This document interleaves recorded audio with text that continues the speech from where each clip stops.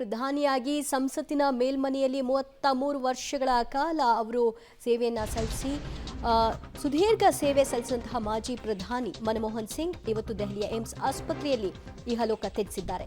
ಸಜ್ಜನ ಧುರೀಣ ಡಾಕ್ಟರ್ ಸಿಂಗ್ ನಿಧನಕ್ಕೆ ಪ್ರಧಾನಿ ಮೋದಿ ಸಂತಾಪವನ್ನ ಸೂಚಿಸಿದ್ದಾರೆ. ಮನಮೋಹನ್ ಸಿಂಗ್ ನಿಧನ ಅತೀವ ನೋವನ್ನ ತಂದಿದೆ ಅಂತ ಅವರು ಹೇಳಿಕೊಂಡಿದ್ದಾರೆ. ಮನಮೋಹನ್ ಸಿಂಗ್ ಕಾರ್ಯ ದೇಶವೇ ಮೆಚ್ಚುವಂತಹದ್ದು ಅಂತ ಮೋದಿ ಅವರು ನೆನಪು ಮಾಡಿಕೊಂಡಿದ್ದಾರೆ. ಮನಮೋಹನ್ ಸಿಂಗ್ ಅಗಲಿಕೆ ದೇಶಕ್ಕೆ ತುಂಬಲಾರದಂತಹ ನಷ್ಟ ಇದು.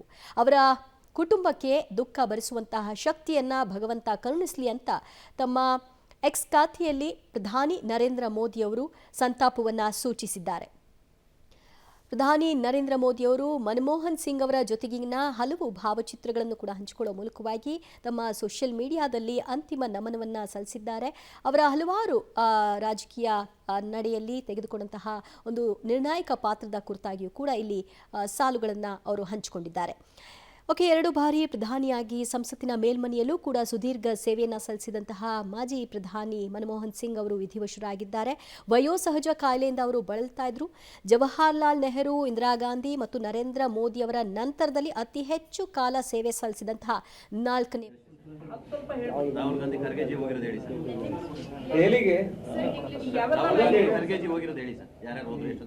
ಮನಮೋಹನ್ ಸಿಂಗ್ ಅವರ ನಿಧನವನ್ನ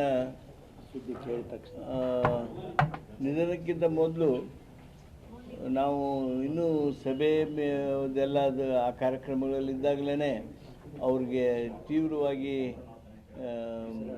ಉಸಿರಾಟದ ತೊಂದರೆ ಆಗಿದೆ ಅಂದ್ಕೊಳ್ಳೆ ಕೇಂದ್ರ ಸಚಿವ ಪ್ರಹ್ಲಾದ್ ಜೋಶಿ ಅವರು ತಮ್ಮ ಸೋಷಿಯಲ್ ಮೀಡಿಯಾ ಮೂಲಕವಾಗಿಯೂ ಕೂಡ ಮನಮೋಹನ್ ಸಿಂಗ್ ಅವರ ವಿಧಿವಶದ ಸುದ್ದಿ ತಿಳಿದ ಕೂಡಲೇ ಸಂತಾಪವನ್ನು ಸೂಚಿಸಿದ್ರು.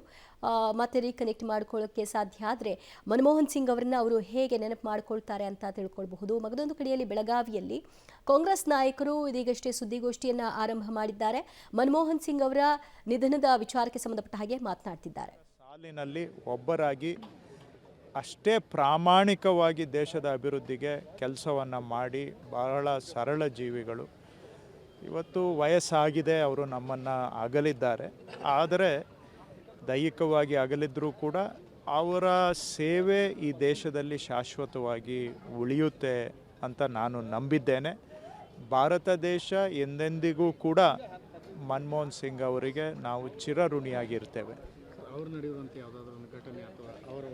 ಇಲ್ಲ, ನನಗೆ ಅವರ ಒಡನಾಟ ಬಹಳ ಕಡಿಮೆ. ಆ ರೀತಿ ವೈಯಕ್ತಿಕವಾದಂಥ ಅನುಭವ ನನಗೆ ಇಲ್ಲ. ದೂರದಿಂದ ನೋಡಿದ್ದೇನೆ. ಅವರು ಪ್ರಾಮಾಣಿಕ ವ್ಯಕ್ತಿ, ಸರಳ ವ್ಯಕ್ತಿ. ಅಧಿಕಾರ ಅನ್ನುವಂಥ ಲವಲೇಶವೂ ಕೂಡ ಅವರಲ್ಲಿ ಕಾಣ್ತಾ ಇರಲಿಲ್ಲ. ಇಷ್ಟು ದೊಡ್ಡ ಜನಸಂಖ್ಯೆಯ ದೇಶದ ಪ್ರಧಾನಮಂತ್ರಿಗಳಾಗಿ ಅತ್ಯಂತ ಸರಳ ವ್ಯಕ್ತಿಗಳಾಗಿ ಕೆಲಸ ಮಾಡಿದಂಥವರು. ಅವರು ಕೇಂದ್ರದ ಹಣಕಾಸು ಸಚಿವರಾದಾಗ ಅವ್ರ ಹತ್ರ ಬರೀ ಒಂದು ಮಾರುತಿ 800 ಕಾರ್ ಇದ್ದಂತಹದ್ದು. ಸೊ ಈ ರೀತಿಯಾಗಿ ಅತ್ಯಂತ ಪ್ರಾಮಾಣಿಕ ಮತ್ತು ಸಹೃದಯಿ ಒಬ್ಬ ಪ್ರಧಾನಿ. ಅವರ ನೆನಪು ಎಂದೆಂದಿಗೂ ನಮ್ಮ ದೇಶದಲ್ಲಿ ಶಾಶ್ವತವಾಗಿ ಇರಲಿ ಅಂತ ನಾನು ಆಶಿಸ್ತೇನೆ. ನಾಳಿನ ಕಾರ್ಯಕ್ರಮ ಅದು ನೋಡೋಣ, ಅದೇನಾನು.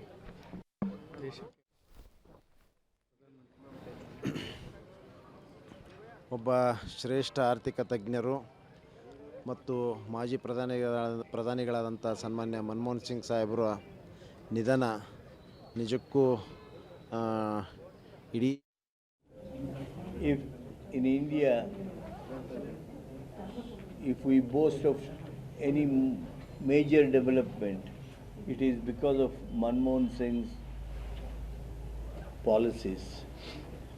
Manmohan Singh as a person, he was most humanist.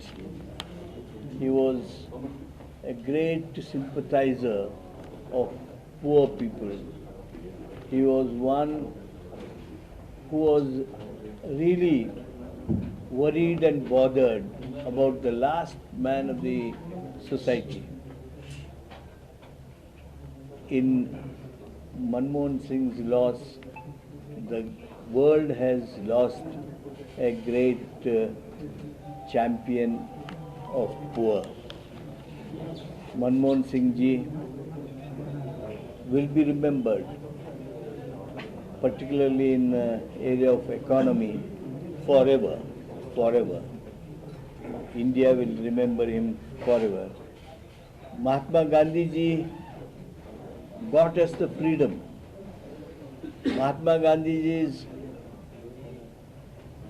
social thinking, social messages were all completely came true, materialized by the policies of Manmohan Singh. Mahatma Gandhi ji got us the freedom, but Manmohan Singh got us economic freedom to Indians.